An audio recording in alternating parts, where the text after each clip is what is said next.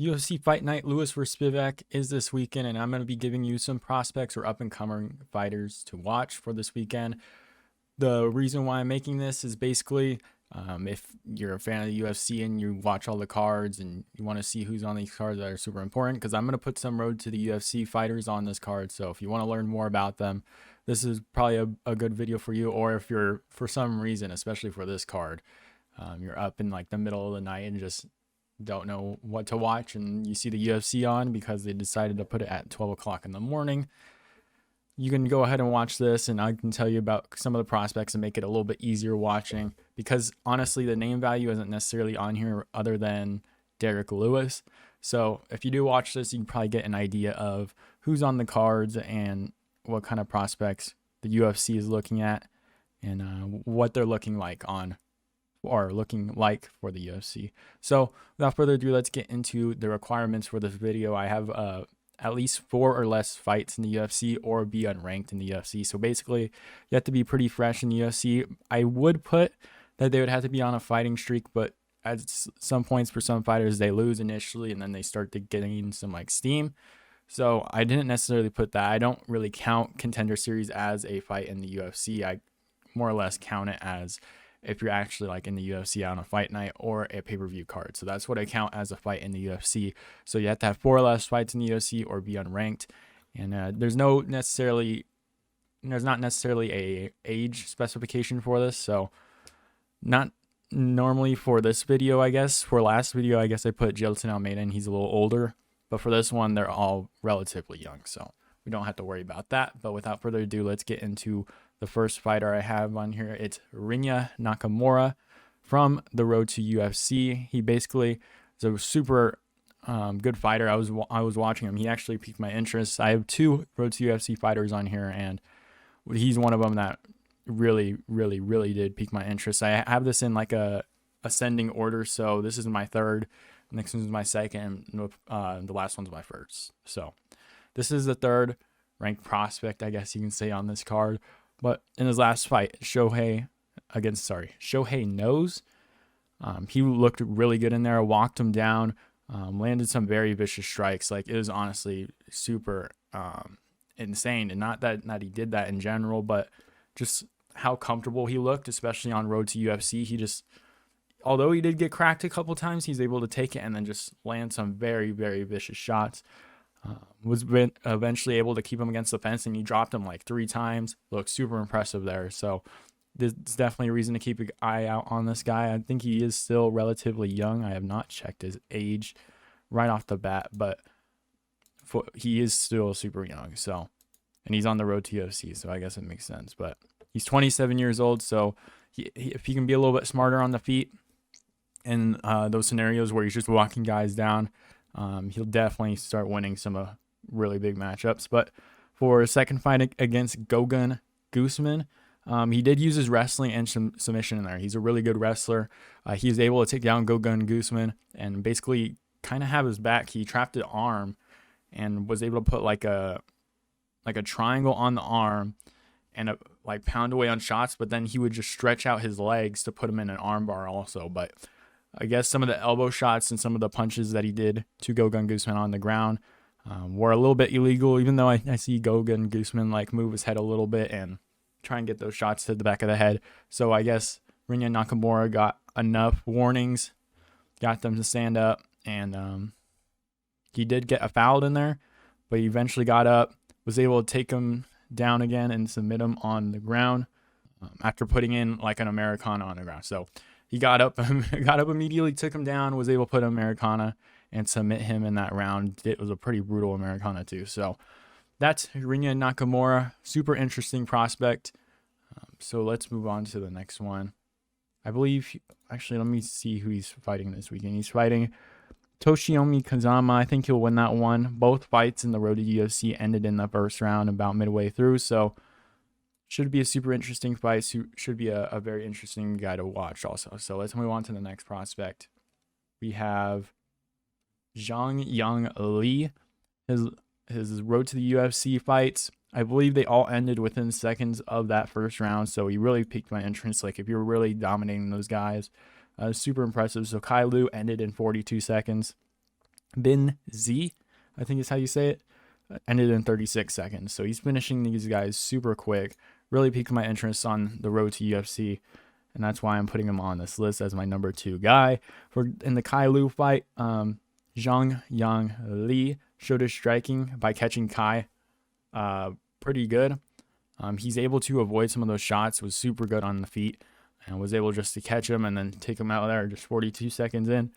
For Bin Z, he did miss a couple of his early strikes. Bin Z was able to get him on a single leg, push him against the fence, but he landed some really good elbows on the takedown. Bin Z definitely got hurt by him. He got away from his takedown for a second, was able to eventually get it.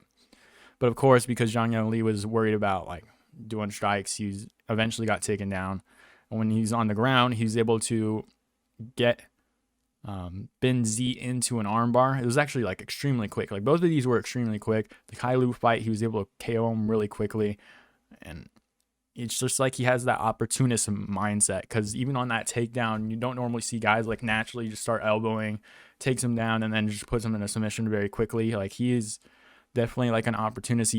When he sees an opening, he takes it, and that's why I think he is super interesting, and I think he's gonna do really well in the UFC if he gets past his next opponent, which is Zai this weekend, and I think he will. So hopefully Jeong Yeong Lee pulls this one out. He's a very entertaining fighter. Hopefully he gets another quick finish, and we can keep an eye on him, because I believe he is still very young. Also, the last fighter we put on here, he's 27 too, so he's still pretty young. Could learn a lot still, but he's very, very opportunistic fighter. So he's going to be fun to watch this weekend. Moving on to my number 1 ranked prospect to watch, or an up-and-coming fighter to watch. It is Tatsuro Taira. I feel like everyone probably knew that he was probably going to be on the list. I didn't put a Dennis Tululin. I think I discussed that on the full card prediction, but I didn't put him. I think he's a little older, and I don't know. I feel like I should probably shine some of the more of the road to UFC fighters. This isn't a road to UFC fighter, obviously, but I want to shine them a little bit more because I know not many people know about them, so I wanted to shine them a little bit more. But for number 1 guy, I'm putting Tatsuro Taira. He's the number 1 prospect on this card for sure. Tatsuro Taira beat CJ Vergara, who's a very solid flyweight in his last matchup, and then beat Carlos Candelario in his UFC debut. For his Candelario fight, he showed some really good striking, was able to be in a very solid range and land some really good combos. He landed, I believe, a left hand and a high kick that was super nice, and was able to mix in his grappling and wrestling. Looked really good, mixed in everything there. Brought him to a decision in the second round. I believe he did knock down Carlos Candelario. Was able to take his back and pretty much pound away there, and try and get a submission with the rear naked choke, but he wasn't able to get it. But he did look really good in that fight. Sometimes when he does wrestle, this is for both fights, because it is in the flyweight division. All the guys pretty much same thing with kind of the bantamweight division. Most of the guys are pretty skilled, so when you see a guy like Tatsuro Taira get taken down, it's not a super surprising thing. They all get taken down, even though you're a super good wrestler, you'll get taken down a lot. But for his Carlos Candelario fight, looked really good in there, looked really good in striking, and looked really good in the wrestling. For the CJ Vergara, was able to submit him in the second round with an armbar. Looked really good there too. CJ Vergara is a very solid fighter, and Tatsuro Taira made it look, I don't want to say easy, because Vergara definitely had his moments in that fight, but he was able to take Vergara down, was able to control him on the ground for most of that first round, and in the second round was able to take the back of Vergara and couldn't get the rear naked choke, so he moved into an armbar that was pretty clean, and against a guy that CJ Vergara, who's a very solid prospect. So I guess, I don't know if prospect's the right word for Vergara, but he's a very solid fighter, especially in that flyweight division where everybody's super skilled. Is a very solid one to have, especially on your second fight in. So Tatsuro Taira is definitely the number 1 guy to watch on this card. So other guys that you can keep an eye on is Jeka Sergi and Ashul Jubli. That's a fight that I would keep an eye on. I feel like one of those guys are definitely going to break through on that card. Yusaku Kinoshita.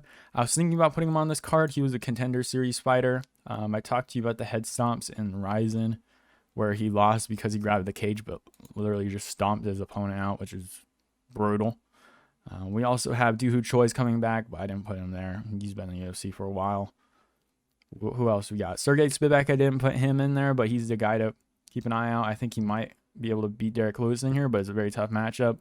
Guess he's not really a prospect, though, but he is coming into his own a little bit against some of those lower-ranked fighters. But Dennis Tululin, maybe you watch him out a little bit. He is a little bit older of a fighter, but he does have a couple fights in the UFC. He looked really good against Kizriev, even though he did lose, but looked pretty solid against Kizriev, and then pretty much destroyed Jamie Pickett. So those are a couple guys to watch out, but I guess I named a bunch of people, but I would keep an eye out on Dennis Tululin. I think he's a very entertaining fighter for sure. That first fight on the road to UFC, maybe you want to look out for it, but I'm not too excited about both of those guys. I don't know how the skill level really is there, but Rinya Nakamura, of course, he's on my list, number 3. Number 2, Jeong Yeong Lee. Keep an eye out. Both the road to UFC, one after another there. And then number 1 prospect is Tatsuro Taira. And then again, keep out for the Ashul Jubilee and the Jeka Sergi fight, where I think one of the guys will definitely break through on that fight. Whoever wins that, I think, is going to look really, not really good doing it, but is going to look really good after it. And then the Yusaku Kinoshita is a guy to keep an eye on. I was thinking about picking him, but I kind of want to see him against Fujit before I pick him, because he did make it a little bit competitive against Henrique, but Henrique's a really big dude. So that's my prospects to watch video. If you like the video, please leave a like down below. This is like a newer video. I think I did it last time with UFC 283. So just to try out this kind of video, please let me know if you like it or not. If not, then I'll probably stop doing it, but I'm probably going to do like 4 of these and see how they do and track how they do. So if you like the video, let me know.